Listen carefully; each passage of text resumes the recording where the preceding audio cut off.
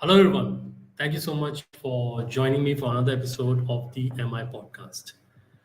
So today we'll discuss about BFSI industry marketing. BFSI industry, what does it entail of? You're looking at banking, finance, and the insurance industry. So, in a country like India, BFSI industry is one of the biggest industries. In this particular industry, I mean, it employs a huge number of the workforce, and it is a very active component of our economy.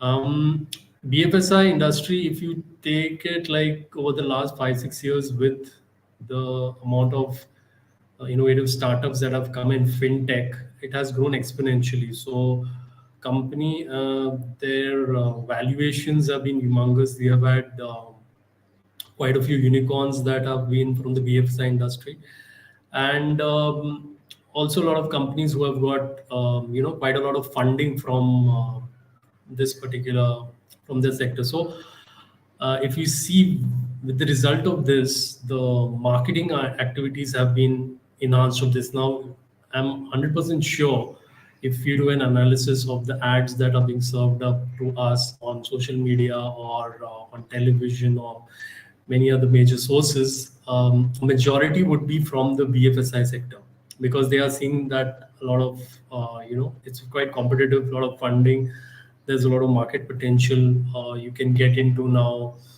Majorly tier 2, tier 3, tier 4 cities also. So they're quite aggressive on all these platforms. So I'll just take you through basically a little bit what is more unique. If you are a marketer for a BFSI sector, we're not talk about the general things, your techniques of marketing, SEO, social media content. Not, we're going to talk a little bit more specifically for this particular industry. If you're working in marketing, what all do you have to deal with and go forward with. So firstly, you have to comply with regulations. You have to understand, in this particular industry, it is quite sensitive, because it's a lot of people who are directly, investing in, whether you put it in a bank or you put it in a financial product or you're taking a loan. As all these are a little bit sensitive issues, so you cannot overclaim in these. And if you are found out to be overclaiming, you can have serious ramifications, legal ramifications. So in terms of this, you have to be. It's a very heavily regulated industry. So you have to be aware of all your regulations in terms of your marketing efforts. So very important. If you're new in the industry, also, or if you're already in the industry, you have to look at what are the regulations that are there, and what you have to follow, what kind of regulation in terms of when you are marketing. If you have a more free hand in the other industries, I know all the people who are watching, they will agree with me on that. This is more free hand. You can make overtly over the top claims, but let's just say within fair industry, you have to look at the regulations and be kind of balanced in your approach. Then you need to emphasize trust and security, because it's the people's money there, right? Like, they are very careful in what they are putting it into. Like, it's mostly, these are, you are looking at, investment, or you're getting back some kind of returns and all, what different kind of products, whether it is a different banking products, or it is different insurance related products and all that. So you have to emphasize that how your particular brand has, you can say, a lot of, create a lot of trust and security. So in your marketing materials, you should come up, like, you should talk about industry certifications, or what kind of security measures your brand takes, or what kind of customer protection policies you have, and that is with the standards, like, that are being followed. And also that creates that credibility, because creating credibility, I would say, if you rank in all the industries number one for BFSI, if you want to be successful within that industry, then you have to highlight what is different about it, because there can be a bit of sameness. There's not much difference in what you are offering in terms of, like I told you, with the regulations and all this thing, you can't overclaim. And also there's very few things in your product itself which you can change to kind of enhance. Like for example, a bank can increase an interest rate, for example, or it can some flexible term can come, or some lower fee like EMI or something you are offering, and you are giving it at a lower you can say interest rate or something. So you have to look at a competitive advantage what you can highlight, because without highlighting this or taking this within your product and putting it out in your marketing messaging, it is quite difficult to sell the financial products.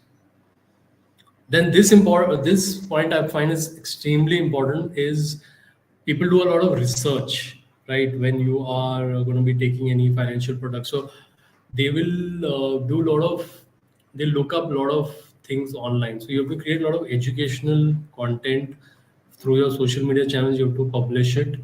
So educational content would be, I mean, itself, say you have your different blogs or a FAQ section or explainer videos, and if say people are using some of your financial software, then how do you kind of show them different scenarios, how the use cases of how the software can be used.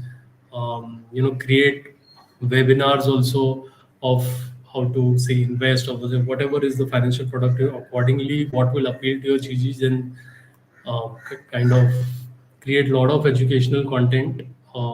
Take this as a priority in your content creation strategy, and provide some great material. Then next, you need to leverage a lot of your customer data, because this is a gold mine of customer data in financial. I mean, the first thing is the KYC. Without the KYC, you don't proceed in any kind of financial product, like whether you have taken a account in a bank or you're taking some kind of insurance or whatever. Like, you will create a lot of your details. So now this details these companies, they leverage. Now obviously there are cases where negatively also level, like people, they might be able to see certain say a bank balance or something. I'm not sure about, I'm not claiming anything, but there are certain things they are able to see within your account, as well as how you're using it.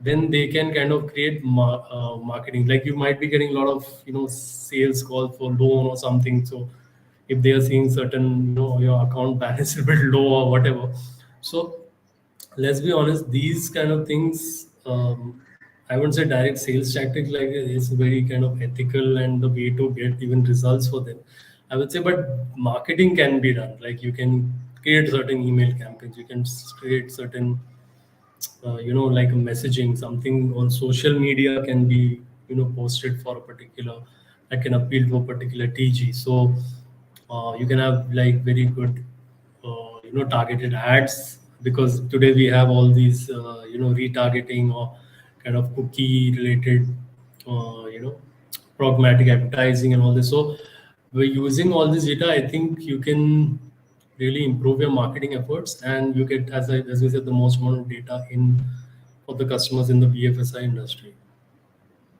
Then you need to just embrace all your digital channels, like all the content you are creating, put it on your social media channels. Email marketing is extremely heavily used in the BFSI industry. It can, as I said, can be more personalized if they are using obviously advanced tools and all.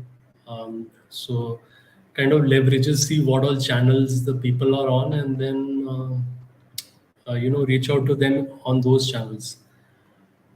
Next, and which is the most I would say straightforward, but is not done, is offer a customer service, a great customer service. Like, when I see the biggest weakness within the BFSI sector is that once they have the customer on board, then they kind of forget about it, right? They are so much focused on selling, and they have teams and all, which, I mean, they might be having more employees who are selling than for customer retention and all those things. I mean, they should look at how they are running the business. if you look at customer servicing in terms of the customer support executive or certain doubts, inquiries you have, and those are being solved properly, then it creates that positive, word in the market basically. And today, with people are so quick in criticizing than praising, obviously. So in the social media, all this comes, it creates a lot of negativity for your brand.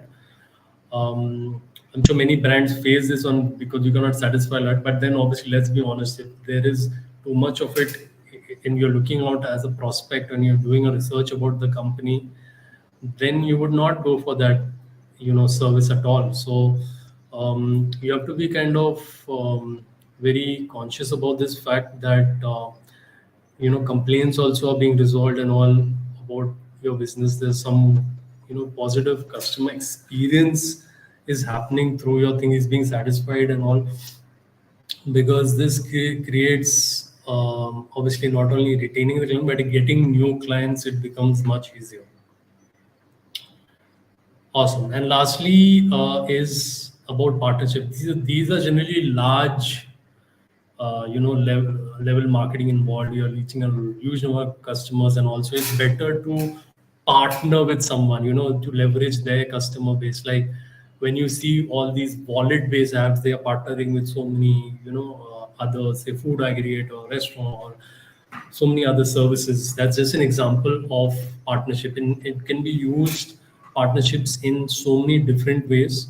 Reach out to. So you have to just look at as a marketer, like where all is your TG, your segments of your TG, and go to those particular companies or channels and try to come up with some kind of a partnership which is mutually beneficial. So keep looking out for opportunity. Partnership marketing is a huge thing in BFSI because it's a huge mass level marketing, as I mentioned. So this is something where you have to really look into different things and different kind of segments in your TG where all they are in different channels, and reach out to those channels and offer some kind of a good partnership with them.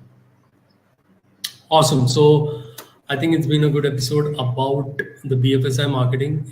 As I said, it's a huge industry and it is growing rapidly with fintech. I mean, the most amount that we read about the companies prospering is in fintech itself, and that is really opened up this industry. Even the with UPI and all, it has enabled the ease of payment. Also has enabled this to grow a lot, right? It has like been hand in hand. Like the ease has related to growth, and the growth is then gives ease because it's easier than if economy people are doing well, then they will want more services and they will pay more to different sorts of businesses. So awesome. So I would definitely encourage you out there, if you're a marketer in this, look at these types of different kind of ways how you can kind of market your thing. And I wish you best of luck with it. So thanks a lot. Until the next report, I'll see you. Take care.